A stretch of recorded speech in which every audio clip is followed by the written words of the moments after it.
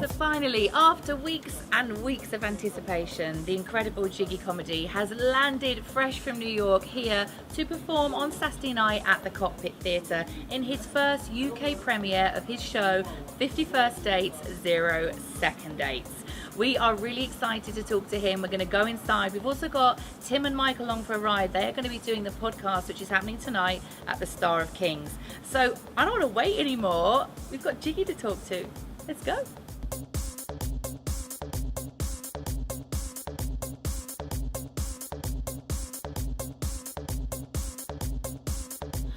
After much hype and anticipation and weeks of planning and excitement, he's here. I made it to London. I want to make sure I project because Ricky said talking to the microphone. Just that's so beautiful. I made it. He made it. He's here. It's Jiggy comedy. How are you doing? You got the first. This is first edition. Got the first edition. No one's even seen this. Has no one seen it yet? In raw form. You don't even know how lucky you are. I am going to put this on in a bit, guys, but I'm not going to rock it for the whole interview because it'll just take over the show. Well, I think people should know how big your head is. Look at the tab she put it on. Can we just clarify that it's on that tab because I've got French plaits, not because I have massive head.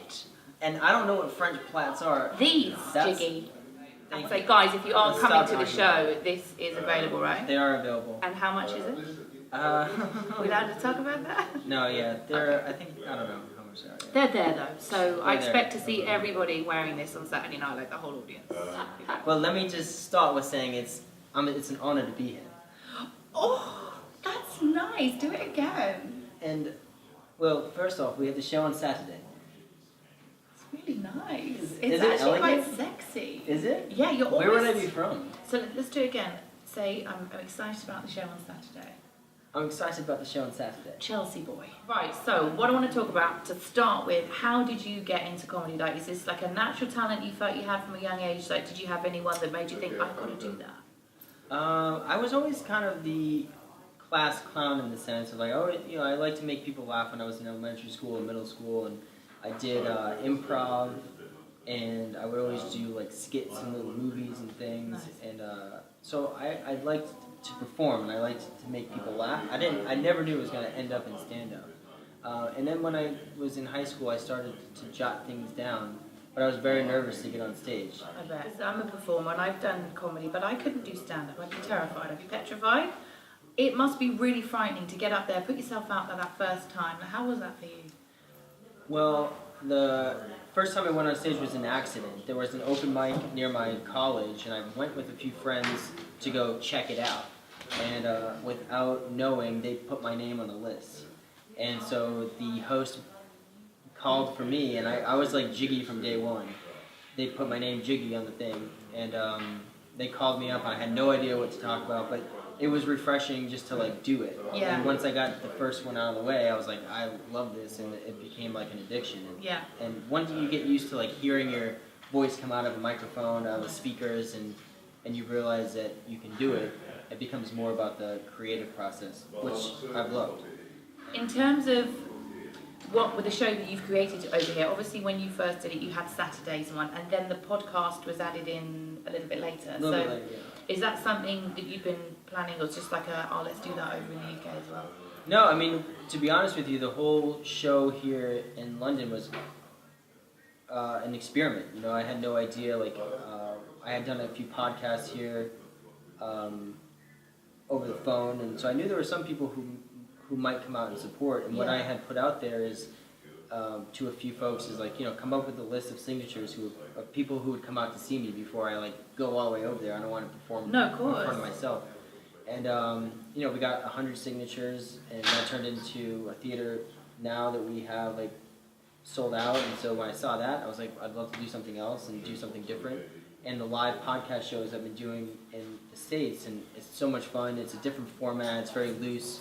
And I have two of my best friends in comedy and in life with me who are going to be doing. So it's completely different. It's, and it was something that I just wanted to add into the mix that I thought it could be fun for everyone, including myself. I love doing it.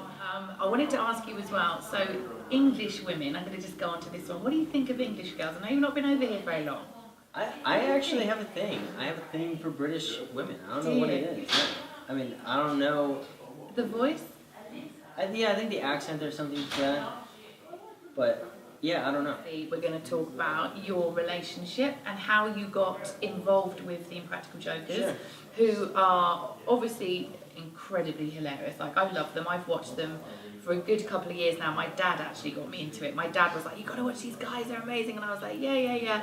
And then I sat down and I was like, oh. And then it's like back-to-back episodes on the Comedy Channel consistently. Amazing. I love them. So tell me, how did that happen? Yeah, I mean, first of all, they're amazing guys to begin with.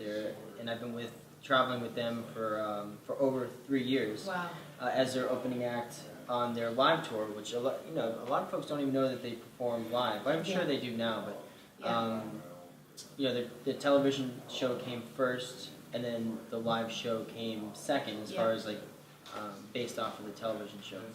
And it's been amazing. And their tour manager saw me perform in Florida, where I was doing stand-up, and thought that I'd be a decent fit. And we hit it off right away. Like, I think that I liked hanging out with them. They liked hanging out with me. The shows were going well, and that just rolled into more and more things. I was on their television show Joker's Wild. I had a guest appearance on that, and I've performed with them. I don't know how many shows, but 40, 50, 60, I don't know how many shows. When you did your literally the first night you did it, how did that feel? Like, how many were in the audience? I was in my hometown of Boston, where I grew up, so my mom was in the crowd. It was very nerve-wracking. It was the biggest show I ever did at the time. It was like 2,000 people or something like that. I mean, I have met Mur personally. I haven't met the other guys, and he was just an absolute joy to be around and a pleasure.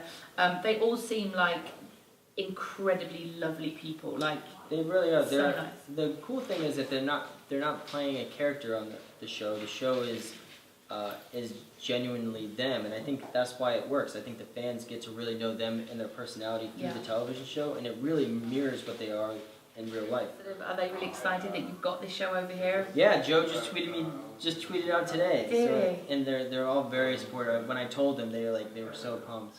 As well, you have a huge fan base, and I've been chatting to some of them on Twitter, and they're really supportive, and they're so excited. Like, I've seen the tweets this morning. People are on trains and buses and however they're getting down here.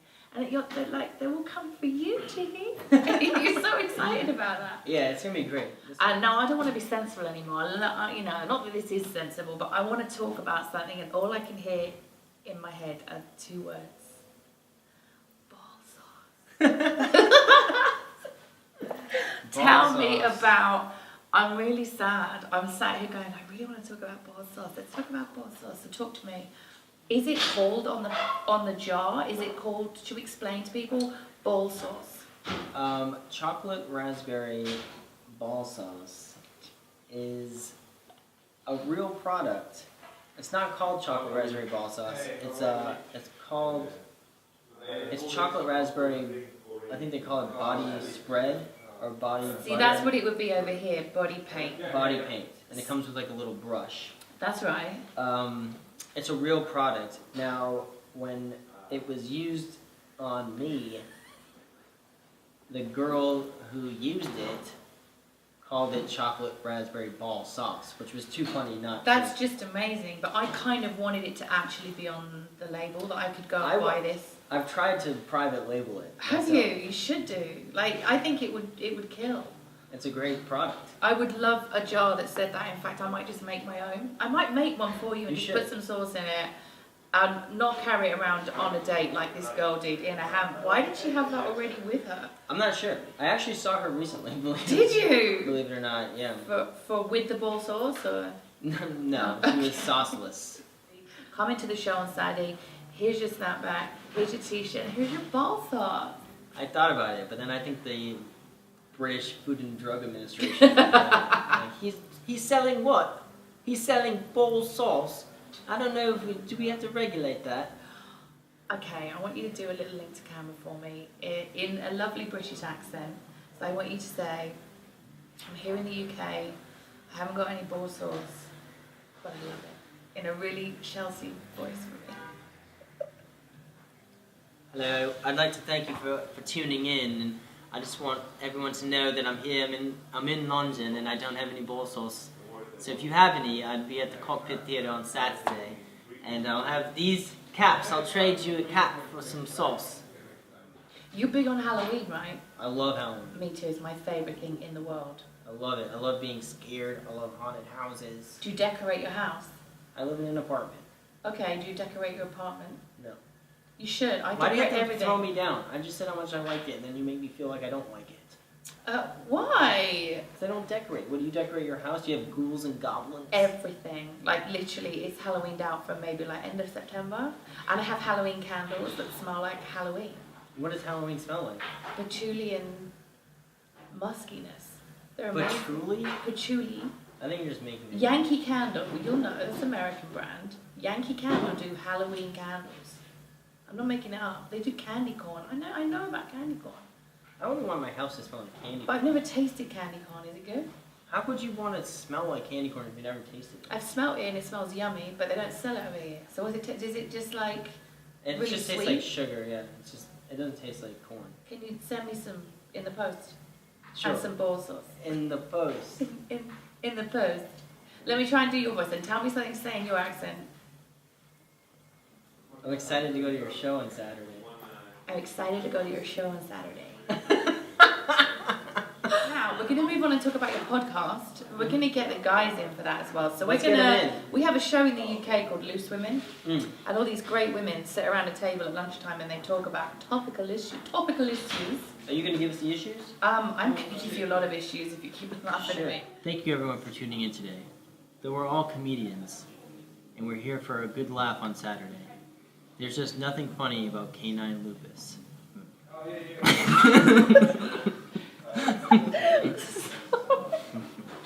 Right, after that wonderful introduction by Jiggy, I'm going to take here and hold the reins again. I have now got all of these lovely guys with me. This is so Lovely exciting. chaps. Lovely chaps. We all have British accents. We'd love to try.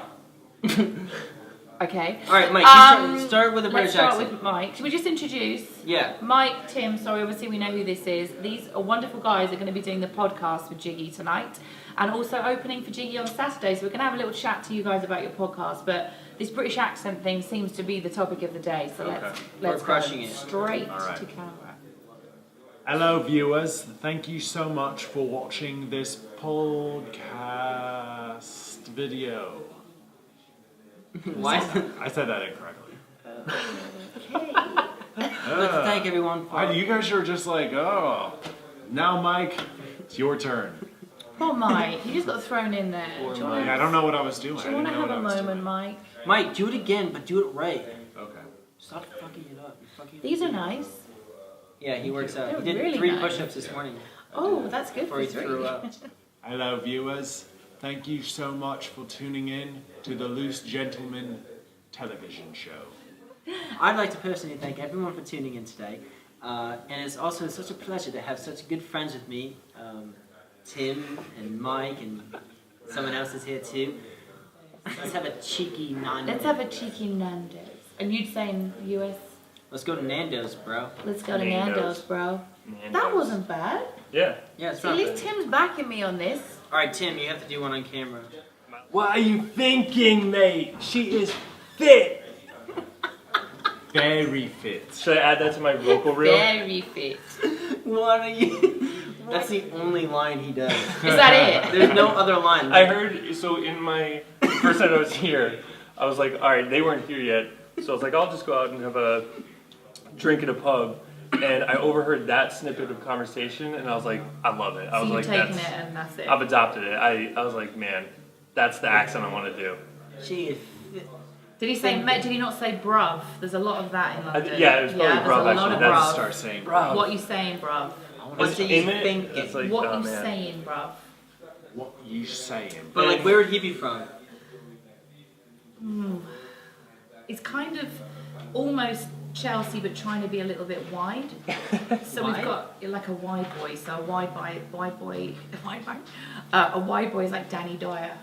So Also- it's like, can you do that sort of, he's then Like you smoked a lot of cigarettes in your life. Hey, that was nice. Like you had Yeah, something. bro. I'll tell you what, you're doing my nutting, son. Do that. Just say, what do I say? You're doing my nutting, son. Check out my boat. You're doing my nutting son. No, wait, that was, okay, I'm getting Do mixed nut up. at the back of the throat, like nut, Nah, nah. nut. It's your man, not son. Look at that My- boat race. Look at that boat. Do you like Lily Allen? Like a robot. Lily Allen. I do. I love a bit of Lily Allen. Do you? I like Lily Mike, You like Lily Allen? Mike's Do you? It's like Michael Caine a little bit. What? I am like Michael Caine. That's a bit of Michael Caine. I am You're like like Michael Michael Caine. That's, I think Lily that's an Allen. insult of Michael. So I met Jiggy after a failed show. Oh. We were supposed to do a show, and then the show was canceled, and then I thought this is like the craziest meeting of my life, but I went to look for another venue to like just have my own show. I wanted Okay. to just make my own show. No, this show will never get canceled. And I feel like Jiggy had the same mindset, so we ended up at the same bar, like local bar, Oh. and we've had a conversation for hours. So, and Tim, let's let you have a chat, darling. Sure. So far, we've just had your lovely one-liner, which No which problem. I do like. So, yeah, tell me about your involvement. Mark and I went to college together, and freshman year we ended up in the same friend group, and then stayed close all through. We lived together sophomore year, and I remember one day he came in and was like, "You know what? I think I'm going to be a stand-up comedian." And there was a little coffee shop down the street that had open mics every Sunday, and I was like, didn't know how serious to take it, because also at that time there were a lot of dance parties in our room, solo dance parties of just Mark, and he would say, "You know what? I really think I could be in a boy band." So I didn't- still have that fantasy. Yeah. I didn't know how serious to take it, but after you said it, like every single Sunday until he graduated, you performed there, and it's been really cool to see him get to where he is now. I'm going to say goodbye. Thanks, guys. We hope you've enjoyed our little sort of quick put together social media interview with all of these guys. This is going to be doing the rounds for the next few days. These guys are going to be in London until Monday. There's a few tickets left for Saturday here at the Cockpit to see the show. Then you just do everything. And then there is, if you do come to that, you'll get the exclusive invite to the Nando's The party. Nando's The meet and greet. Nando's party. Who knows? So, but you can't come to Nando's if you can't come to the show. I think that's a fair deal. Yeah, it's a that's fair fair. deal. Don't even think about it. So, guys, thank you. I love you Thanks all. for having us.